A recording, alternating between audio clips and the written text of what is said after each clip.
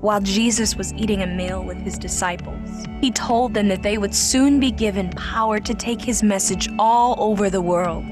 After he said this, Jesus flew up into the sky right in front of them, and they did not see him again. 10 days later, they were gathered. They looked around and saw what looked like tongues of fire dancing above each of them. They all began to speak in different languages, causing such a commotion that a crowd gathered to see what was going on. So Peter told them that God had given them the power of his Spirit. Amazing things continued to happen. The number of people who joined them just kept growing and growing. This angered the religious leaders.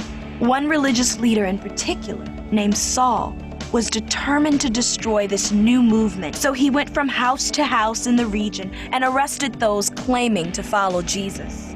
Then one day, while Saul was walking down the street, a bright light from the sky flashed.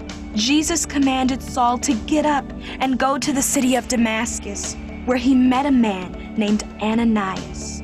Ananias told him that Jesus had orchestrated all of this so Saul could receive the Holy Spirit. This experience completely changed Saul's life. Soon, Saul would set out on an extraordinary journey to tell others about Jesus.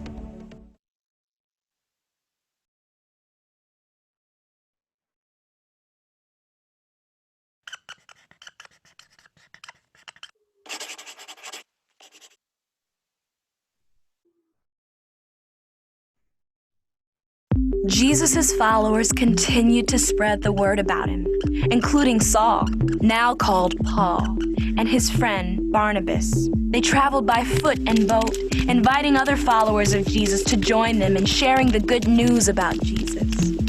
In each new city they visited, Paul would go first to the synagogue to share with the Jewish people that the Messiah had come.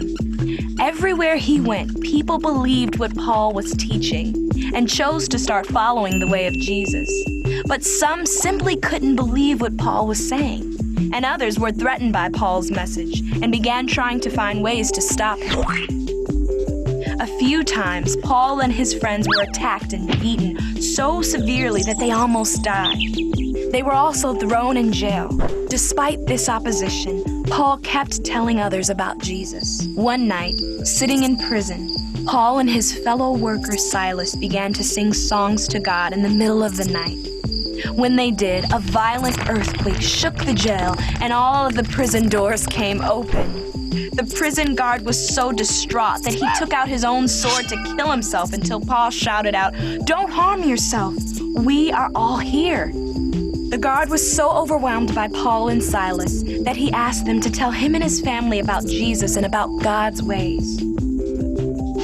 In each city, Paul helped Jesus' followers organize themselves into communities called churches. After he left these churches, he would often write letters back to them to encourage, correct, and teach them to live more like Jesus.